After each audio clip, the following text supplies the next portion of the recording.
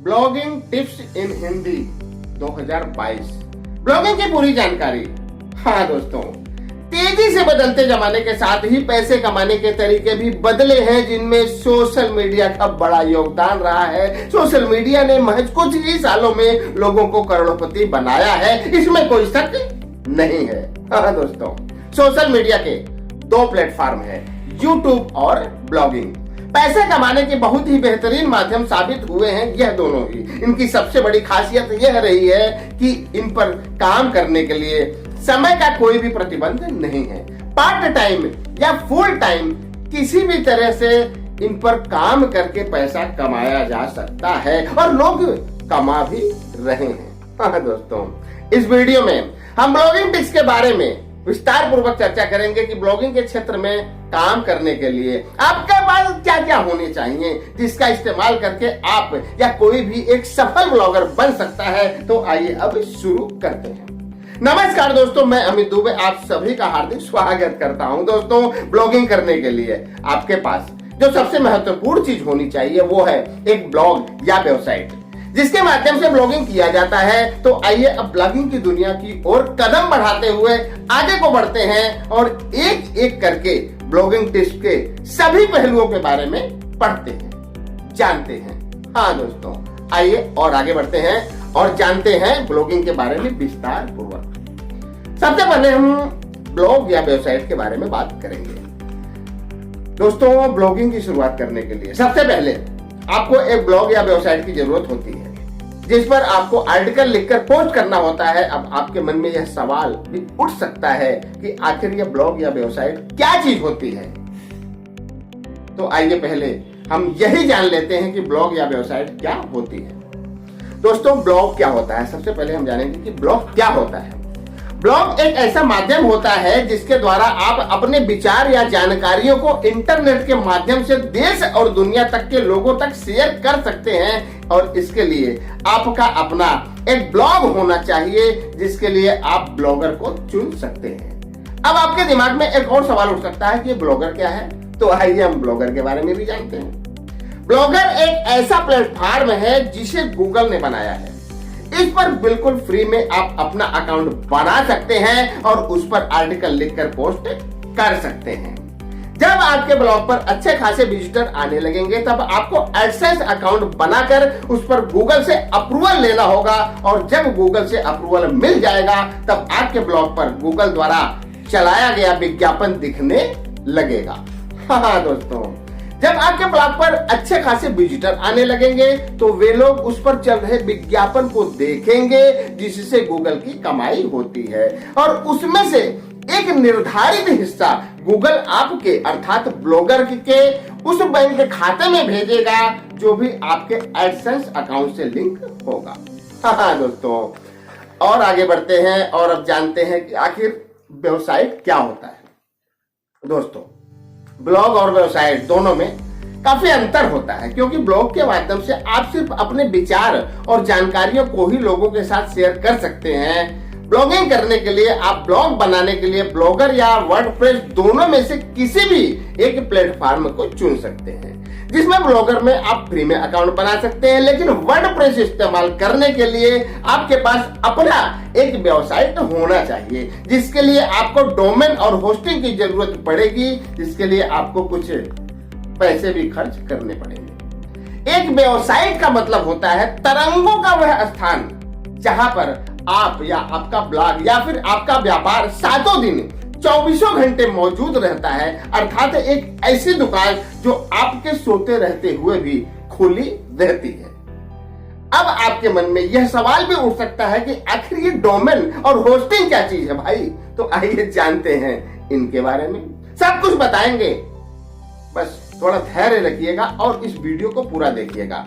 सब कुछ बताएंगे, लेकिन थोड़ा धैर्य रखिएगा। हाँ दोस्तों, जब आप अपनी वेबसाइट बनाएंगे तो आपको एक नाम की जरूरत होगी, जिसे डोमेन नेम कहते हैं। जैसे मेरे वेबसाइट का नाम है मोटिव मंत्रा, और यही मेरे वेबसाइट का डोमेन नेम भी है। किसी भी डोमेन नेम से पहले www.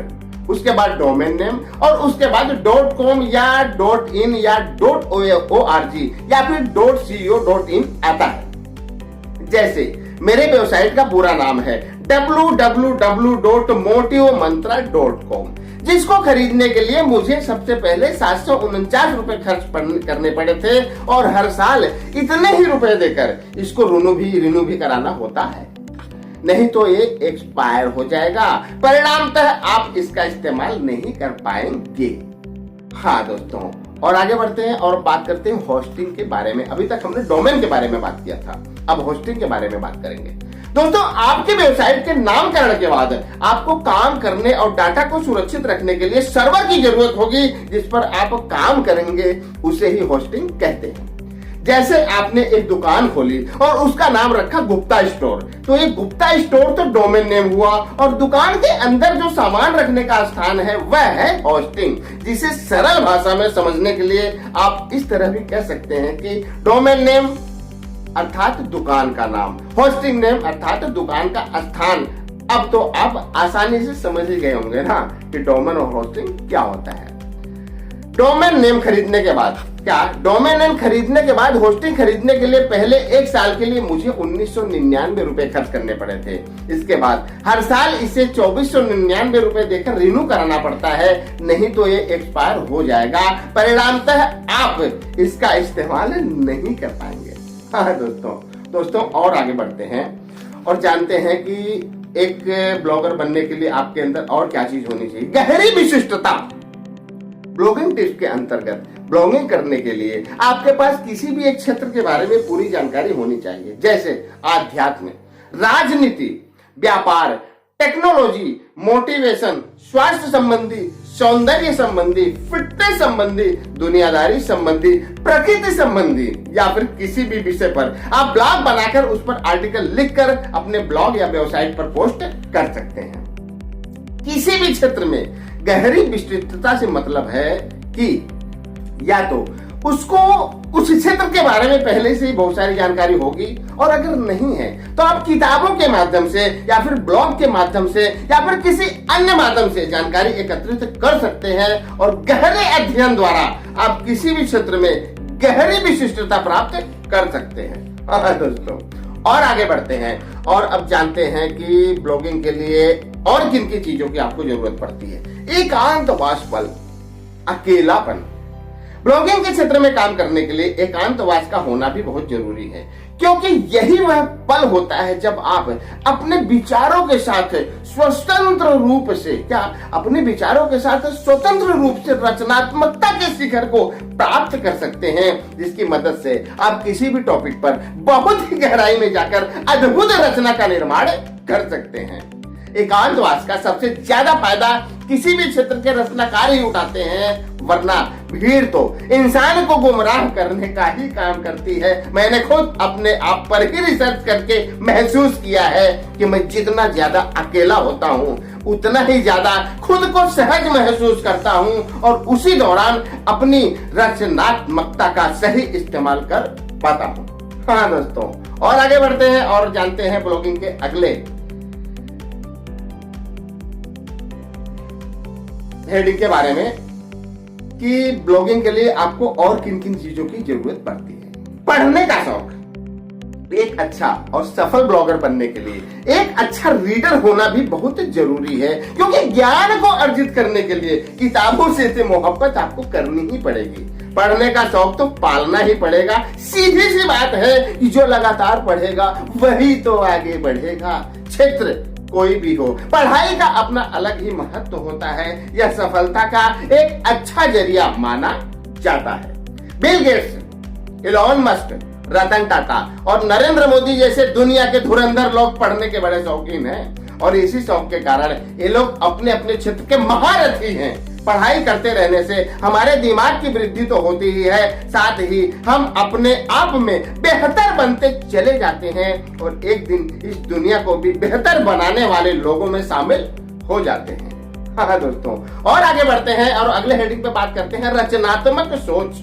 ब्लॉगिंग के लिए यह भी एक बहुत ही महत्वपूर्ण जरिया है।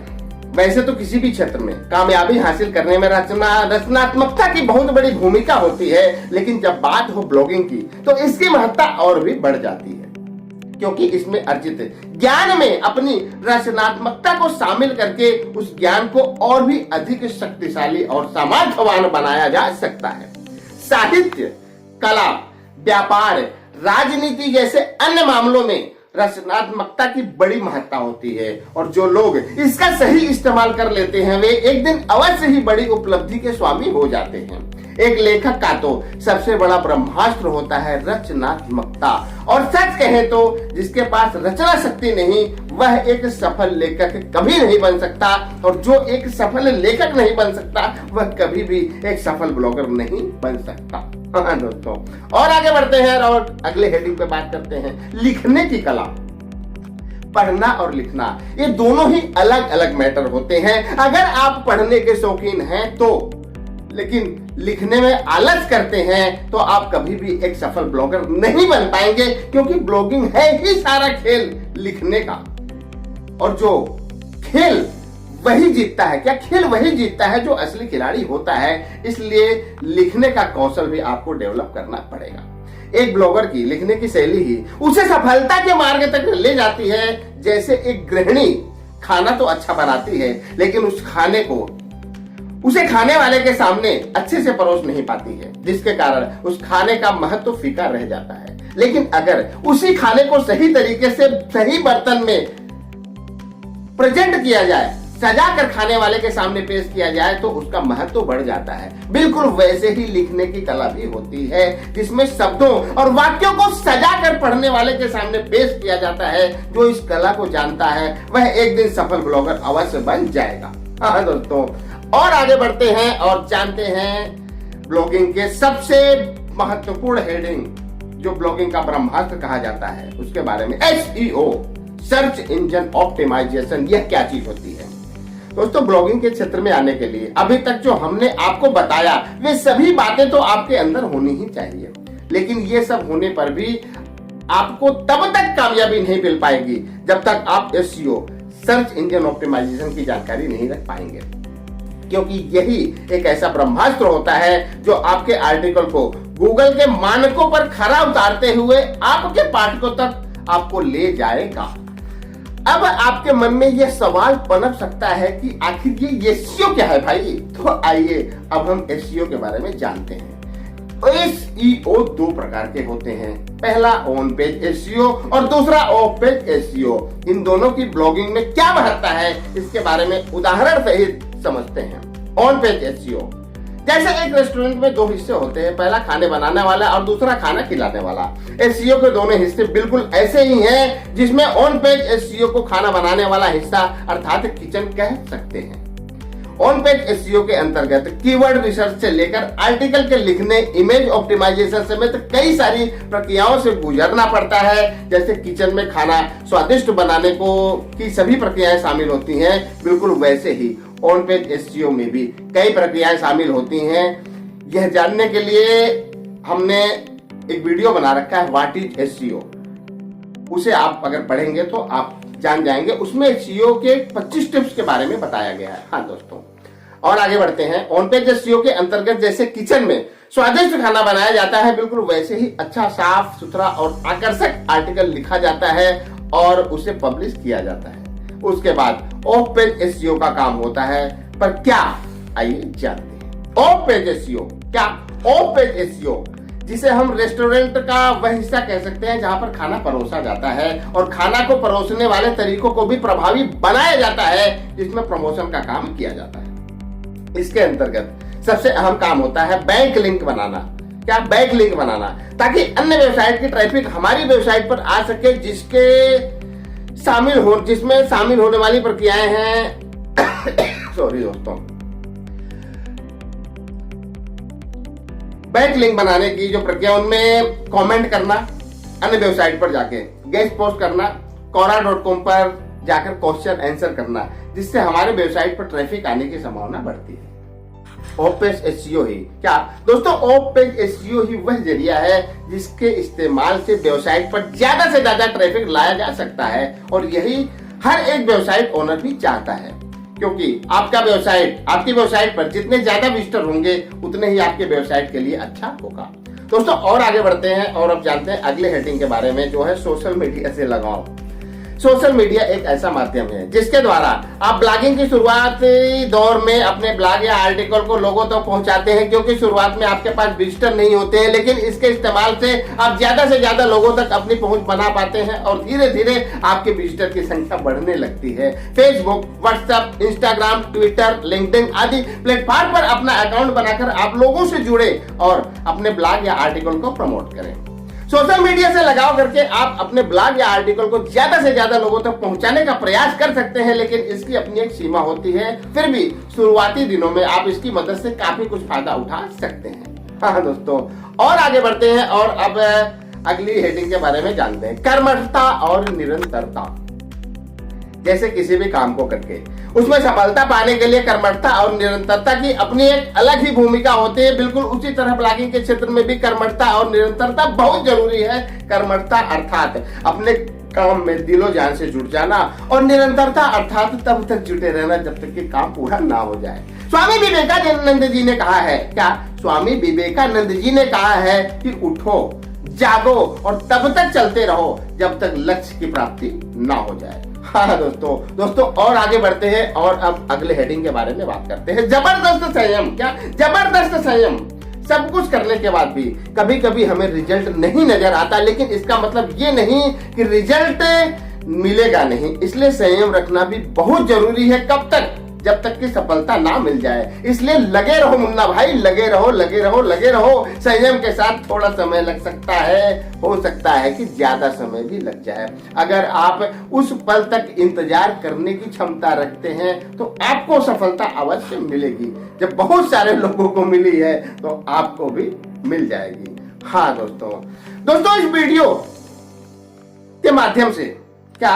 के माध्यम से हमने ब्लॉगिंग के महत्वपूर्ण पहलुओं के बारे में जाना कि एक सफल ब्लॉगर बनने के लिए आपके पास क्या क्या चीजें होनी चाहिए। हालांकि इस वीडियो में तकनीकी बातों का कम और व्यावहारिक बातों का ज्यादा जिक्र हुआ है, लेकिन मेरा यकीन मानिए अगर कही गई बातें आप में होंगी तो आप बाकियों को जरूरत पड़ने पर खुद ही तलाश लेंगे, क्योंकि अगर आपके अंदर इच्छा शक्ति होगी तो बाकी शक्तियां स्वयं आपके पास आ जाएंगी।